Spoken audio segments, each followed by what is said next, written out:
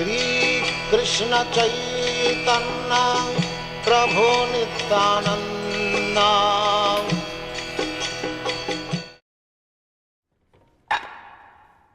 Hare Krishna. Welcome. We are reading Bhagavad-gita here. Bhagavad-gita, here it is, because we have Bhagavad-gita as it is.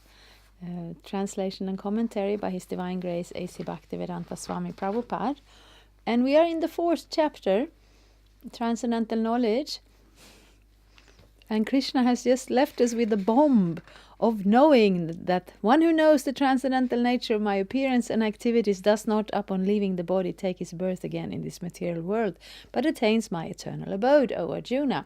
That was text 9, and we will read text 10 now, because it doesn't end there. We will continue. Vitaraga bhaya krodha manmaya mam upashritaha bhavo jnana tapasa putamad bhavam agataha.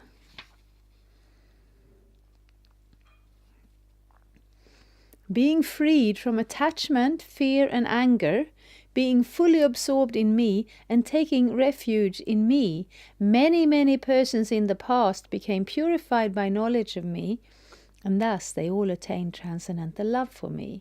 This is Krishna speaking. We heard in the previous verse that we can actually attain Krishna's abode and not take birth again just by knowing him. And then of course we're wondering, and here Krishna reassures us. This isn't just a theory. People have done this. And not just the exceptional one. Many people have done that. But it doesn't just mean, okay, I read it in the Bhagavad-gita and I know it now. Krishna is transcendental. No, it includes whether these are the premises or whether these are the results of the knowledge. The fact remains that so we can actually see the symptoms: being freed from attachment, fear and anger, being fully absorbed in me and taking refuge in me. So that's a Krishna conscious person. Attachment, fear and anger, if you attain a certain level of spiritual realization, you simply do not maintain attachment, fear and anger. Because anything in this material world, we may utilize it for some time. We may obviously need food and shelter as anybody else. Maybe we also need a social context to belong to, so on. But there is no attachment, because a person who has realized Krishna's nature, who actually knows Krishna to be, I would say, a man of his word. He's of course more than a man, he's God. But who has that faith, who has that trust. We don't need to be attached. We have some set of circumstances by Krishna's mercy. And if we lose them, we will have something else. It may be of a different quality, different circumstances. And when we have something, we take care of it because it's a gift from Krishna. But attachment, there is no attachment. Fear is actually a product of attachment. When we are attached to something, we fear losing it. When we are strongly attached, when we strongly hanker after something, we fear not attaining it.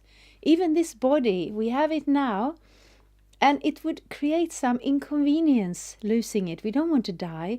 We're not foolish. We're not running. We're not playing in traffic. But fear of the unknown. Well, the unknown is Krishna. When we have this body, we die. We may take another birth. Krishna may bring us back to the spiritual world. Fear really is not a quality of us. Of course, Prabhupada once said, when they asked him, what's the difference between you and your disciples? And Prabhupada said, I'm always afraid of Maya. So that healthy respect for the illusions of this material world that we may have, it does not rise to the level of fear. And anger is the next step. Fear is We are afraid of losing that which we are attached to. And if we lose it, we become angry. And anger is not very healthy in spiritual life. But it starts from the attachment. And the attachment means illusion, actually. Because if we're attached to something in this world, it means illusion, it means ignorance. It means we do not actually understand the fact that we are not this body. We do not actually understand the fact that we have a deep spiritual eternal relationship to Krishna, and Krishna is actually that Supreme Personality of Godhead who will always hold us and take us through any dangers. So that means, and if you see someone who doesn't have that, I mean, not just an artificial show of it, but who actually doesn't have that, becomes very, very peaceful and very, very dedicated to their service to Krishna. Many persons in the past became purified by knowledge of me, Krishna says, and thus they attained transcendental love. As described above, it is very difficult for a person who is too materially affected to understand the personal nature of the Supreme Absolute Truth. Generally, people who are attached to the bodily conception of life are so absorbed in materialism that it is almost impossible for them to understand how the Supreme can be a person. Yes, because you look at a person and you think, oh, a material body. God could not be like that. But that view is a mistake and an illusion and comes from materialism, really, when it comes down to it. Such materialists cannot even imagine that there is a transcendental body which is imperishable, full of knowledge, and eternally blissful. In the materialistic concept, the body is perishable, full of ignorance, and completely miserable. Therefore, people in general keep this same bodily idea in mind when they are informed of the personal form of the Lord. For such materialistic men, the form of the gigantic material manifestation is supreme. Consequently, they consider the Supreme to be impersonal. And because they are too materially absorbed, the conception of retaining the personality after liberation from matter frightens them. When they are informed that spiritual life is also individual and personal, they become afraid of becoming persons again, and so they naturally prefer a kind of merging into the impersonal void. Generally, they compare the living entities to the bubbles of the ocean, which merge into the ocean. This is the highest perfection of spiritual existence, attainable without individual personality. This is a kind of a fearful stage of life, devoid of perfect knowledge of spiritual existence. Yes, we have a nice little mini drama they used to play on some of our festivals of a frog. This frog lives in a well, and he's very proud because he has the biggest well. And some other frog went out traveling, and he came back and told him, yes, I have been traveling. So what did you see? I saw the ocean. Oh, what is an ocean? Oh, it's a big body of water. Oh, really? Is it as big as my well? And it's quite a lot bigger than your well. Really? Is it like twice as big as my well? Maybe 4 times as big as my well? And the other frog says, no, the ocean is it's almost unlimited. You cannot see the end of it. And the other frog in the well, he could not conceive of it because his conception was limited by his realm of existence, which was this well with round walls around it that you can practically touch. So we are like that. When we're in the material world, we understand the world according to our present context, our present ability to experience and see things. And then we bring that conception into spiritual life, and therefore we are afraid of what it means. We are afraid of giving it up. And we have, that is often the cause of impersonalism, that there has been some suffering in connection with personal relationship, and therefore we want to give up the body altogether, which is understandable, but it is an incomplete picture, because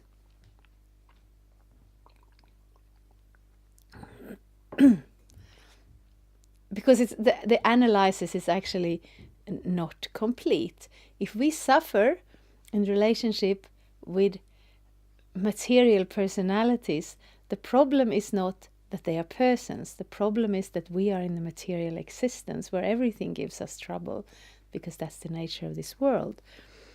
But to give up fear when we never had any reason to trust before, because we have that trust has always been betrayed, it is very difficult. So, of course, we do not demand that anybody starts off with full faith. It's like stepping into into the unknown with your eyes closed. No, keep your eyes open, but try and consider these points and try to begin your spiritual life and let it take a personal direction. And then gradually you can build up some realization and some faith so that it is no longer the unknown. Then Krishna will not be unknown to you after you practice Krishna consciousness. And comparing us to bubbles in an ocean, I mean, that is just rude. Bubbles, they are nothing. They are just a bubble of air in an ocean is nothing. We are persons. Even in this material existence, we have individuality, we have desires, we have personality, we have consciousness. We are not bubbles, really. But sometimes, of course, fear makes us irrational. We want to find that place where we can be free from suffering and free from fear. But we shouldn't let this fear, take over in our lives. And we shouldn't let this fear keep us from trying to gain that personal realization of ourselves and Krishna.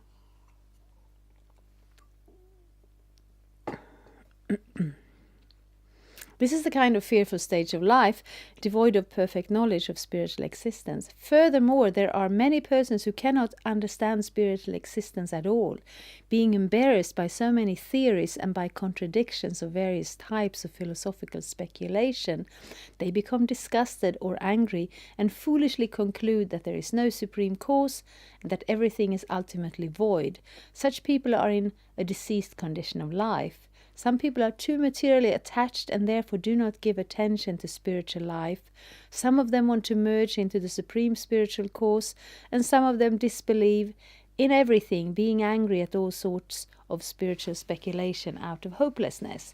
This last class of men take to the shelter of some kind of intoxication, and their affective hallucinations are sometimes accepted as spiritual vision. One has to get rid of all three stages of attachment to the material world: negligence of spiritual life, fear of spiritual personal identity, and the conception of void that arises from frustration in life.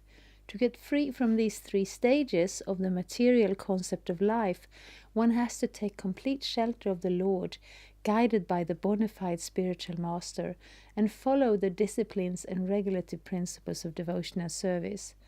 The last stage of devotional life is called bhava, or transcendental love of Godhead. So these are very useful directives in life. And sometimes when you're in that stage of fear, attachment, or anger, it's difficult to apply useful instruction, because we're overwhelmed with our emotions, and this gives us a kind of tunnel vision. But everybody, even in a life full of frustration and fear, there are calmer moments, and in those calmer moments we can try to go back to Bhagavad-gita and give this meditation a chance, give this aspect of the Supreme a chance. Because it doesn't matter what position we are in life, we will still remain persons, and any philosophy that doesn't take that into account cannot fully satisfy us, because it doesn't actually connect with us for where we are. Then maybe to take that complete step of surrendering to the Supreme Personality of Godhead, you may have to do that a little bit in installments, do it a little bit gradually, but at least start. at least start to study the Bhagavad-gita, maybe try the meditation of the Hare Krishna Maha Mantra, maybe try some aspect of Krishna consciousness and add it to your life, at least in a hypothetical sense. Because if there is already attachment, fear and anger, so much frustration and difficulties, it's not gonna make it worse. So and there actually we can come to the last stage of bhava. Prabhupada introduces it here. According to Bhakti Rasamrita Sindhu, the science of devotional service, Ado Shraddha Tata Sadhu Sangata Bhajana Kriya Tatonartha Nivrittisya Tatonishta Ruchis Tata Atha Shaktis Tato Bhavas Tata Prema Bhyudanchati Sadhaka Namayang Premna Pradurbhave Bhavet Kramaha. In the beginning, one must have a preliminary desire for self-realization. And it's the word Shraddha is used, which means a kind of faith, but not very strong faith. This will bring one to the stage of trying to associate with persons who are spiritually elevated. In the next stage, one becomes initiated by an elevated spiritual master, and under his instruction, the neophyte devotee begins the process of devotional service. You take to some of the activities of Krishna consciousness. By execution of devotional service under the guidance of the spiritual master, one becomes free from all material attachments. You give up all the difficulties, which is harder than it sounds. Attains steadiness in self-realization and acquires a taste for hearing about the absolute personality of Godhead, Sri Krishna. Then it becomes easier, because then we have a taste. We have attained some level of satisfaction in our spiritual life. This taste leads one further forward to attachment for Krishna consciousness, which is matured in bhava, or the preliminary stage of transcendental love of God. Real love for God is called prema, the highest perfectional stage of life. In the prema stage, there is constant engagement in the transcendental loving service of the Lord. So by the slow process of devotional service, under the guidance of the bona fide spiritual master, one can attain the highest stage, being freed from all material attachment, from the fearfulness of one's individual spiritual personality, and from the frustration that results in void philosophy. Then one can ultimately attain to the abode of the Supreme Lord. Yes. So this verse that is quoted here in Bhakti Rasamrita Sindhu is very nice to come back to every once in a while in one's spiritual life, because it describes in a very practical sense, step by step, how this process works. We start with a little faith, and it doesn't have to be very strong. It has to be at least strong enough that, let me try this. It seems to make some kind of sense. It seems that some people have attained some level of realization. There's some benefit to it. Then let me associate with other persons who are practicing the same thing. This is very helpful. And then let me start the practice itself. And then that anartha nivritti, I will start to be able to see whatever is problematic and difficult in my heart, and I will be able to give it up, and then I can make some solid progress. So yes, I'm very happy that we found this verse here, because this is very practical instructions, and we can come back to them again. Thank you very much. Hare Krishna. Thank you for watching. We aim for updates every Tuesday and Friday. Please come back. If you have any questions or comments, please leave them down there. We also have some links and information for you. And there is, of course, the subscribe button. Thank you. Hare Krishna. I'm a Hare Krishna, and I approve this message. Subscribe. Hare Krishna, Krishna Krishna,